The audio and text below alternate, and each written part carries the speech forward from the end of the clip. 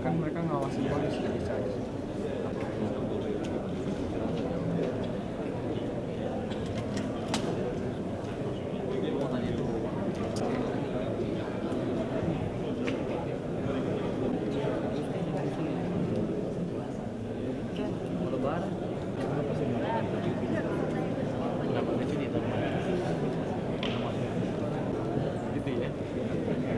Sama gue juga gitu.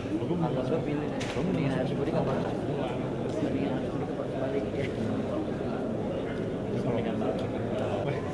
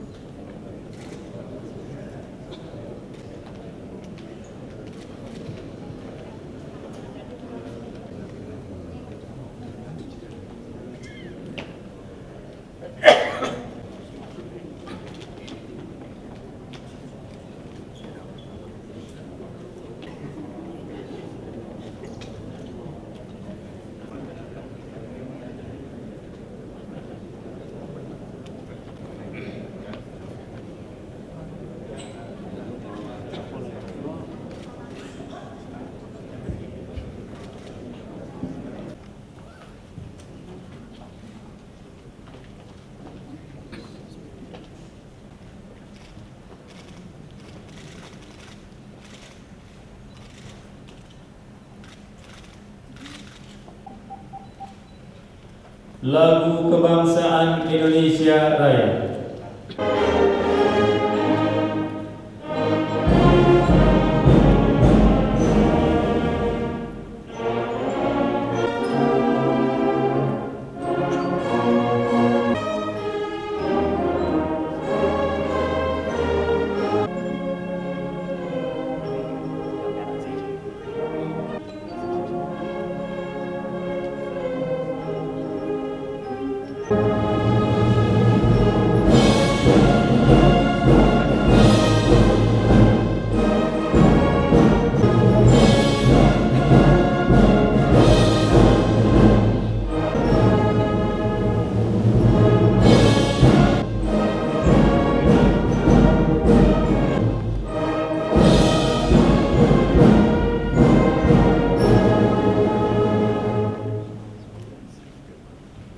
Pembacaan keputusan Presiden Republik Indonesia M tahun 2012 mengingat dan seterusnya menimbang Menteri Hukum dan Hak Asasi Manusia sebagai anggota.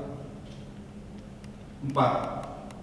Profesor Dr. Andes Adrian. 6. Brigadir Jenderal Polisi Purnawirawan Dr. Andes Sapriyadi Cut Ali mewakili unsur pakar kepolisian sebagai anggota, mewakili unsur tokoh masyarakat sebagai anggota pada tanggal 16 Mei 2012.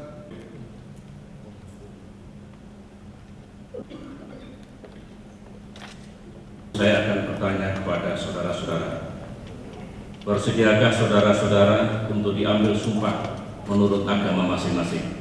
Bersedia. Demi Allah saya bersumpah. Demi Allah saya bersumpah. Bagi saudara saya bersumpah.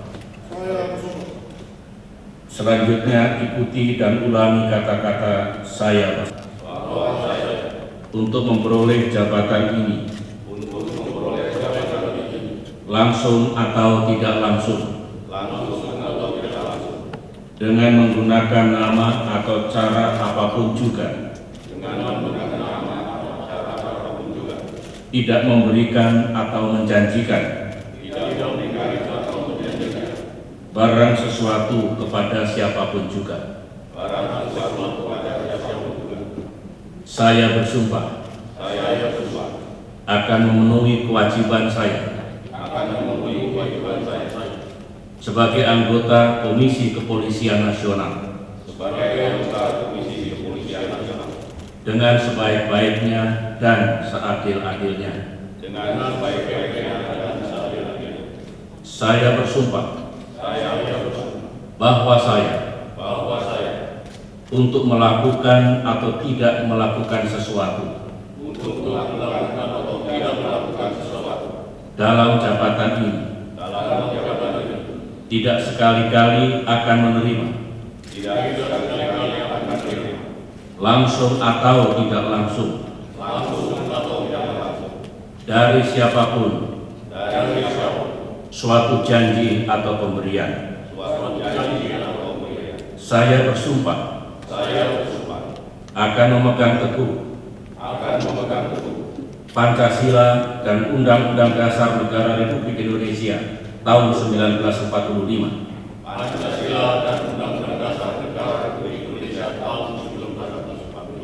serta peraturan perundang-undangan yang berlaku. Saya bersumpah akan memelihara kerahasiaan mengenai hal-hal yang diketahui sewaktu memenuhi kewajiban saya. Untuk saudara yang beragama Kristen, Protestan, dan Katolik, kiranya Tuhan menolong saya. Sumpah keanggotaan Komisi Kepolisian Nasional berturut-turut. 1.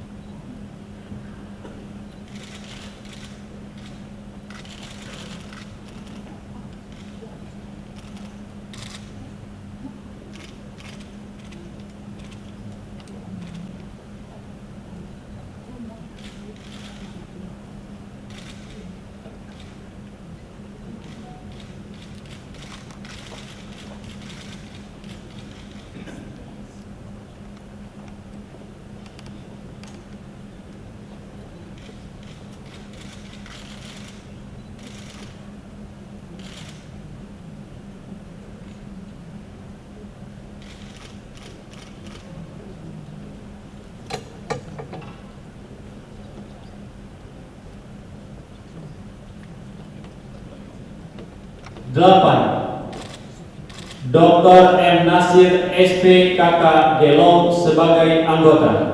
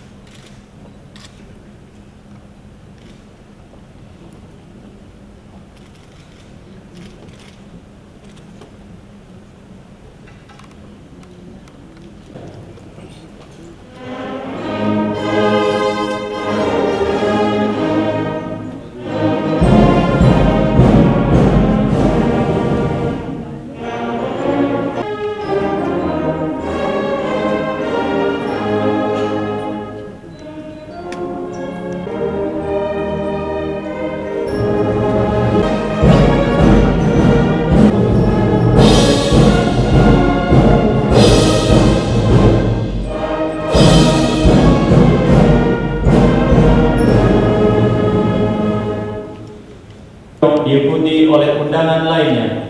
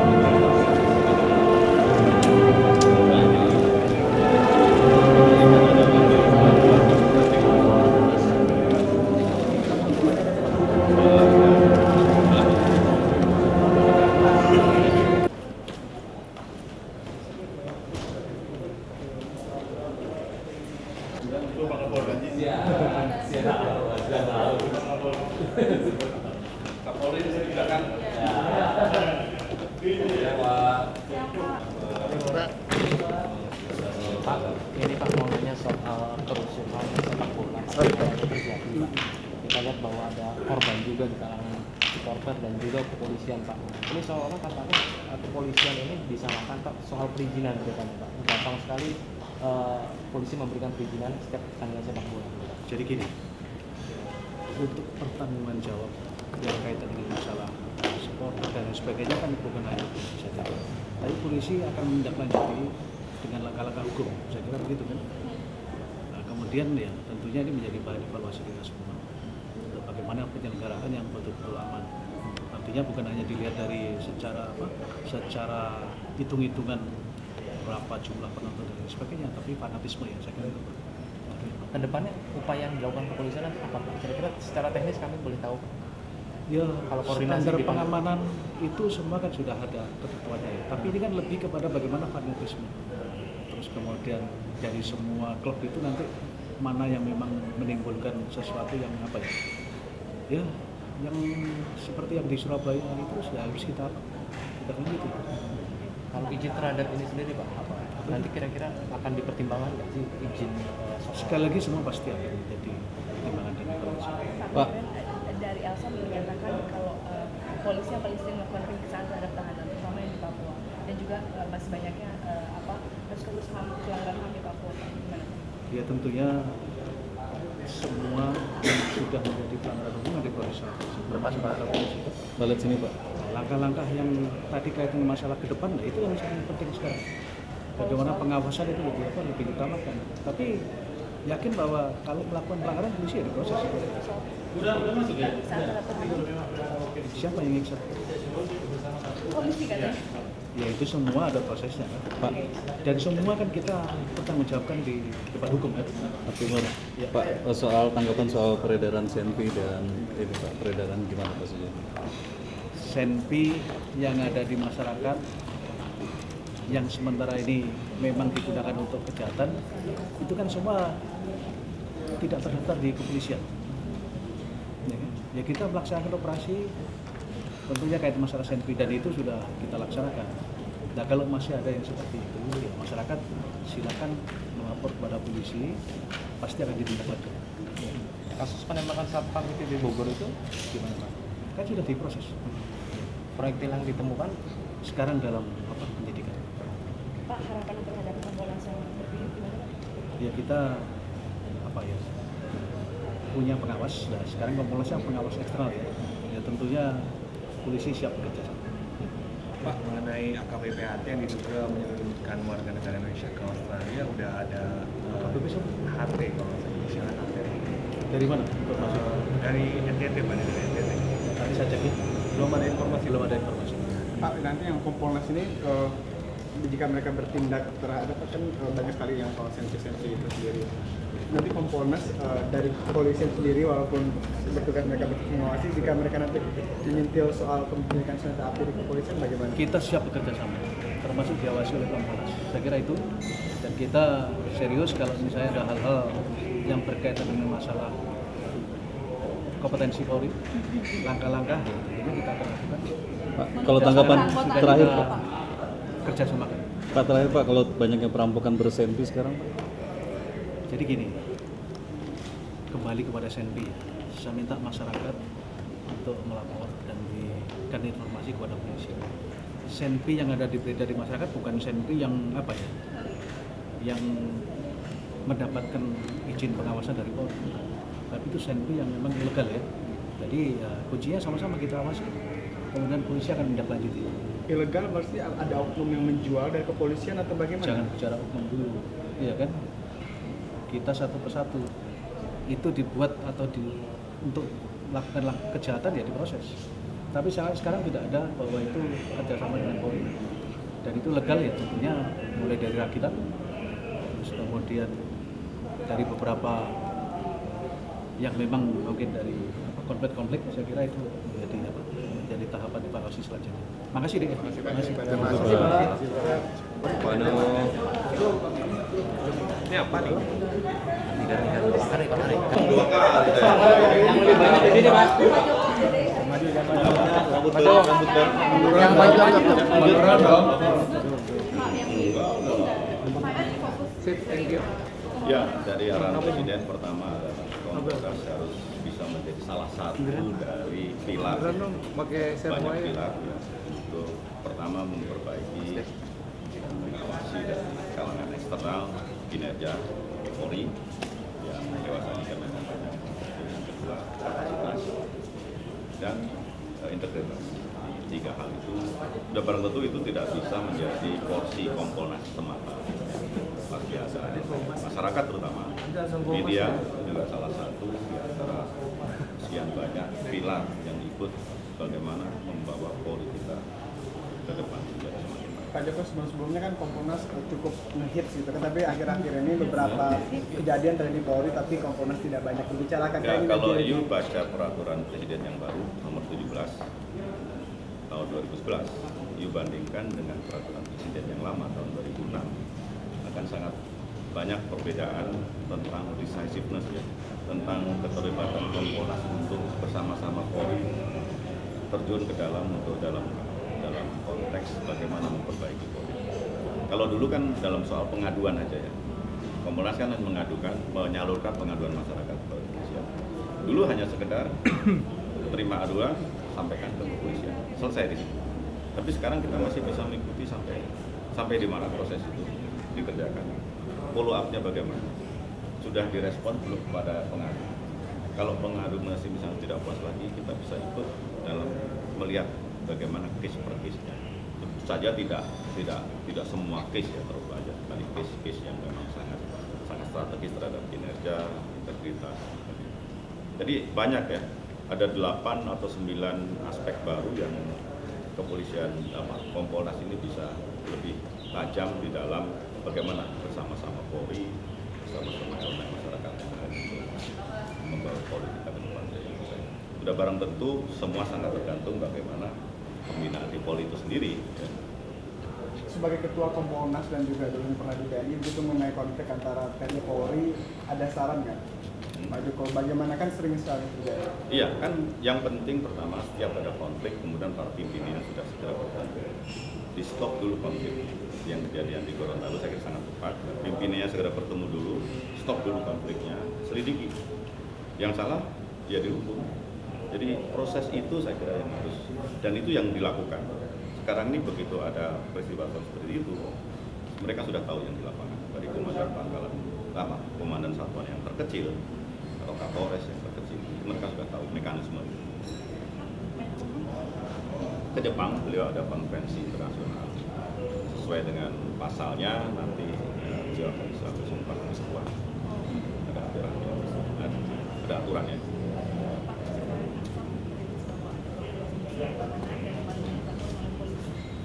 Saya belum terima laporan itu. Kita belum tahu laporan di mana, polisi apa, polisinya siapa, di tahanannya siapa, kan nggak harus tahu satu persatu kalau saya jawab. Tanya ke Pak Polisi lah. Ya. Kalau soal kepemilikan senjata api, Pak, kepolisian. Pemilikan senjata itu ada izinnya, ya, ada izinnya dan izin itu ada persyaratannya. Saya termasuk yang memiliki, tapi nggak simpan di rumah, saya simpan di gudang di TNI. Dan izin itu diperbarui setiap tahun, ya. Jadi tidak sembarangan. Kalau disimpan di gudang untuk apa, Pak? Ya. Untuk menjaga. Saya kan waktu Panglima kan mendapat hadiah gitu ya, ada, tapi nggak saya simpan di rumah. Pak, dari pihak Pada Kompolnas Tuhan aja sendiri, berlindung ya.